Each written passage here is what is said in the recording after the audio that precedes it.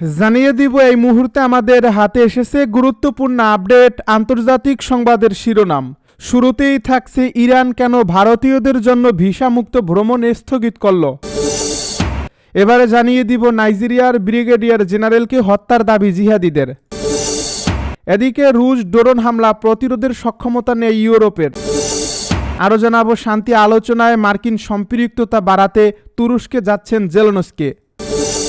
সব শেষে জানিয়ে দিব হাসিনাকে যে কারণে ফেরত দেবে না ভারত। এতক্ষণ শুনছিলেন হাতে থাকা আপডেট সংবাদের শিরোনাম, এবারে বিস্তারিত। তবে তার আগে অনুরোধ রইল ভিডিওটিতে একটি লাইক এবং কমেন্ট করে জানিয়ে দিন ভিডিও সম্পর্কে আপনার মূল্যবান মতামত। আরও জানিয়ে দিন ভিডিওটি কোথা থেকে দেখছেন বা কোন জেলা থেকে দেখছেন। ইরান কেন ভারতীয়দের জন্য ভিসামুক্ত ভ্রমণ স্থগিত করল। জালিয়াতি ও মানব পাচারের ঘটনা বেড়ে যাওয়ায় 22 নভেম্বর থেকে ভারতীয় নাগরিকেরা আর ভিসামুক্ত সুবিধায় ইরানে ঢুকতে পারবেন না।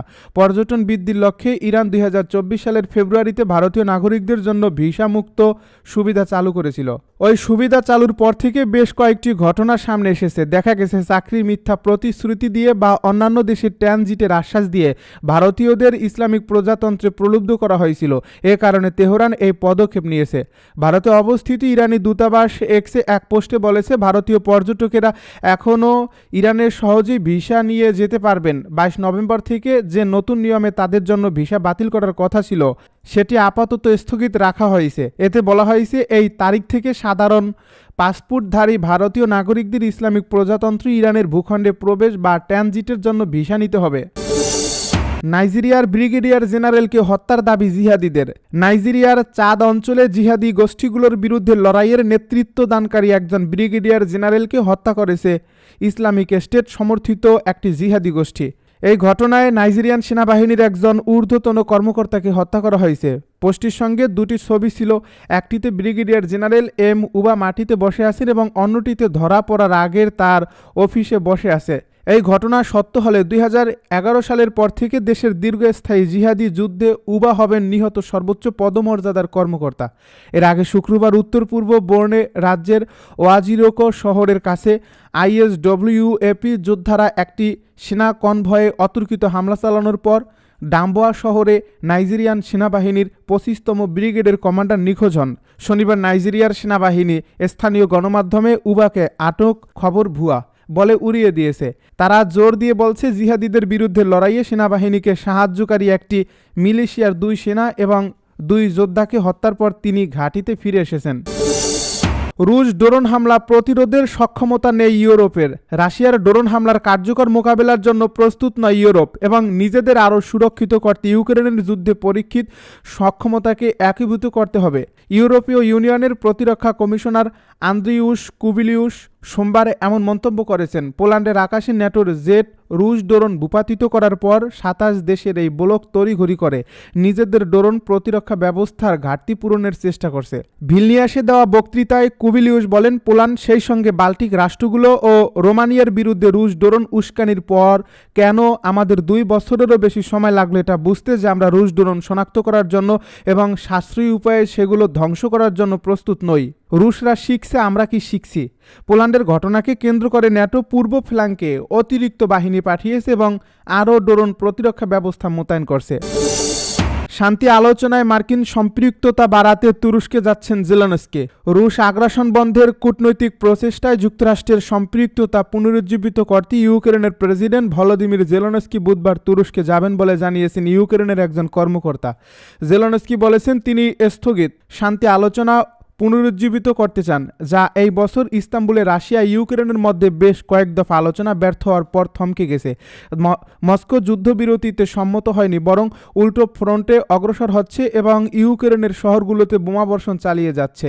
ইউক্রেনের একজন ঊর্ধ্বতন কর্মকর্তা এএফপিকে জানিয়েছেন জেলেনস্কি বুধবার আঙ্কারায় তার তুর্কি প্রতিপক্ষ রিসেপ তাইপ এরদোয়ানের সঙ্গে সাক্ষাৎ করবেন, যেখানে তার প্রধান লক্ষ্য হলো মার্কিনদের পুনরায় শান্তি প্রচেষ্টার মুক্ত করা। ওই কর্মকর্তা জানায়, কিয়েভ আশা করছে যে ওয়াশিংটন নিষেধাজ্ঞা আরোপসহ অন্যান্য উপায়ে রাশিয়াকে আলোচনা টেবিলে বসতে বাধ্য করতে পারবে।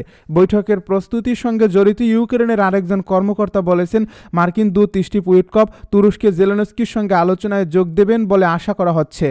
ক্রেমলিন বলছে বুধবার তুরস্কে অনুষ্ঠিত আলোচনায় কোনো রুশ কর্মকর্তা উপস্থিত থাকবেন না, তবে তারা যোগ করেছে ইউক্রেন যুদ্ধ সমাধান আলোচনার জন্য তারা এখনও উন্মুক্ত। এদিকে মার্কিন আইন প্রণেতারা রাশিয়ার তেল ও গ্যাস ক্রয়কারী সব দেশের উপর শুল্ক আরোপের মাধ্যমে দেশটির বিরুদ্ধে নিষেধাজ্ঞা জোরদার করার জন্য একটি বিল নিয়ে কাজ করছেন। প্রেসিডেন্ট ডোনাল্ড ট্রাম্প মঙ্গলবার বলেছেন, এই আইন প্রণয়নে আমার কোনো আপত্তি নেই। হাসিনাকে যে কারণে ফেরত দেবে না ভারত। মানবতা বিরোধী অপরাধ প্রমাণিত হওয়ায় সাবেক স্বৈরাচার প্রধানমন্ত্রী শেখ হাসিনাকে মৃত্যুদণ্ড দিয়েছে আন্তর্জাতিক অপরাধ ট্রাইব্যুনাল। এরপরই হাসিনার দণ্ড কার্যকর করতে তাকে আনুষ্ঠানিকভাবে ফেরত চেয়েছে বাংলাদেশ। 2024 সালের 5 অগাস্ট ছাত্র জনতার গণ অভ্যুত্থানের মুখে পালিয়ে ভারতের নয়াদিল্লিতে চলে যান শেখ হাসিনা। 2024 সালের 5 অগাস্টে ছাত্র জনতার গণ অভ্যুত্থানের মুখে পালিয়ে ভারতের নয়াদিল্লিতে চলে যান শেখ হাসিনা। এরপর থেকে সেখানেই আছেন তিনি। ট্রাইব্যুনাল রায় ঘোষণার পর হাসিনাকে ফেরত চেয়ে যে বিবৃতি বাংলাদেশ দিয়েছে, এতে কঠোর ভাষায় বলা হয়েছে, যদি মানবতা বিরোধী হাসিনাকে ভারত এখন আশ্রয় দেয় তাহলে এটি অত্যন্ত অবন্ধুত্বপূর্ণ এবং ন্যায় বিচারের প্রতি অবজ্ঞার শামিল হবে।